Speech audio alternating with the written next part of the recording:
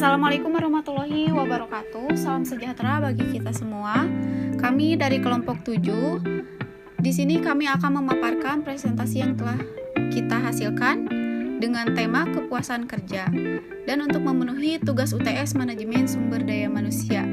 Dengan saya Siti Solihah, NPM 10 12 18 80. Di sini saya akan menjelaskan tentang pengertian kepuasan kerja. Secara umum, kepuasan kerja adalah sejumlah aktivitas fisik dan mental yang dilakukan seseorang untuk melakukan sebuah pekerjaan. Di antaranya ketika seorang individu bekerja pada suatu organisasi atau instansi perusahaan, maka hasil kerja yang ia selesaikan akan mempengaruhi terhadap tingkat produktivitas organisasi. Nah, selain itu, menurut para ahli, pengertian kepuasan kerja yang pertama ada dari Maritot Tuan Effendi. Kepuasan kerja didefinisikan dengan hingga sejauh mana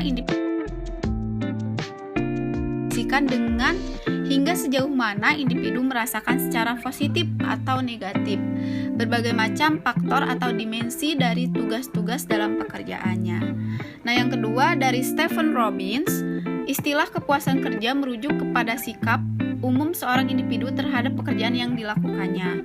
Untuk yang ketiga yaitu Malayu SP Hasibuan. Kepuasan kerja adalah sikap emosional yang menyenangkan dan mencintai pekerjaannya.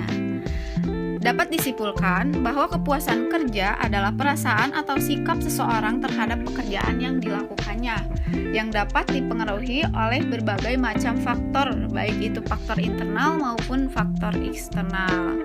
Nah, untuk selanjutnya, untuk rekan saya dipersilahkan.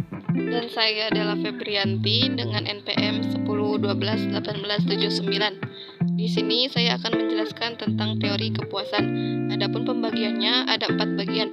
Pertama, teori ketidaksesuaian, kedua, teori keadilan, ketiga, teori 2 faktor atau teori ini merumuskan karakteristik pekerjaan menjadi 2 kelompok, yaitu satisfice atau motivator dan dissatisfice. Keempat, teori motivator. Dan faktor-faktor yang mempengaruhi kepuasan kerja bisa dilihat di PPT yang telah tersedia. Saya Nifah Aida dengan NPM 101218881. Di sini saya akan memaparkan tentang kepuasan kerja menurut para ahli. Yang pertama menurut Maritot Tuan Effendi. Alur penjelasan beliau bisa kita perhatikan dalam PPT yang sudah tersedia. Yang kedua, Malayu SP Hasibuan, yaitu pertama balas jasa layak dan adil, dua penetapan yang tepat sesuai dengan keahlian, tiga berat ringannya pekerjaan, empat suasana dan lingkungan pekerjaan, peralatan yang menunjang pelaksanaan pekerjaan, lima sikap pemimpin dalam kepemimpinannya, dan yang keenam sifat pekerjaan monoton atau tidak. Selanjutnya menurut Stephen Robbins, pekerjaan yang secara mental menantang imbalan yang wajar, kondisi lingkungan kerja yang mendukung rekan kerja yang suportif. Dan yang terakhir adalah menurut Edwin B. Filippo, yang pertama yakni upah, yang kedua keterjaminan pekerjaan, yang ketiga teman-teman sekerja yang menyenangkan, yang keempat penghargaan atas pekerjaan yang dilakukan, yang kelima kesempatan untuk maju, yang keenam kondisi kerja yang nyaman, yang ketujuh kepemimpinan yang mampu dan adil, dan yang terakhir adalah perintah dan pengarahan yang masuk akal. Selanjutnya, rekan saya. Pengukuran kepuasan kerja. Kepuasan kerja adalah bagaimana orang merasakan pekerjaan dan aspek-aspeknya. Ada beberapa alasan mengapa perusahaan harus benar-benar memperhatikan kepuasan kerja yang dapat dikategorikan sesuai dengan fokus karyawan atau perusahaan, yaitu 1. Manusia berhak diberlakukan dengan adil dan hormat. Pandangan ini menurut perspektif kemanusiaan. Kepuasan kerja merupakan perluasan refleksi perlakuannya yang baik.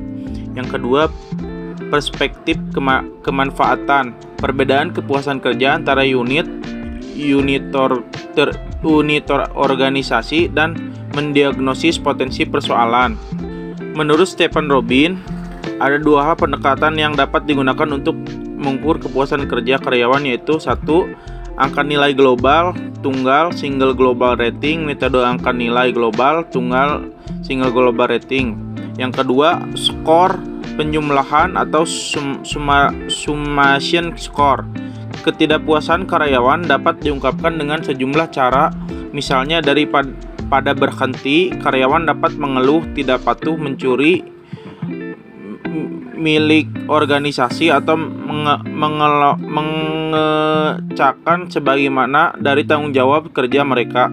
Contoh respon biasa diungkapkan karyawan jika mereka tidak puas menurut Stephen Robbins. Nah, jadi kesimpulannya teman-teman. Jadi kesimpulan kepuasan kerja itu penting dipelajari dalam kajian perilaku organisasi, karena dengan mengetahui kepuasan kerja maka akan memudahkan bagi organisasi untuk mengembangkan organisasinya tersebut.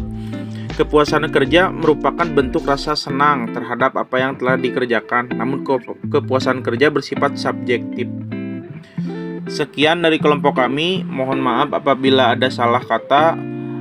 Wabillahi taufiq wal hidayah. Wassalamualaikum warahmatullahi wabarakatuh.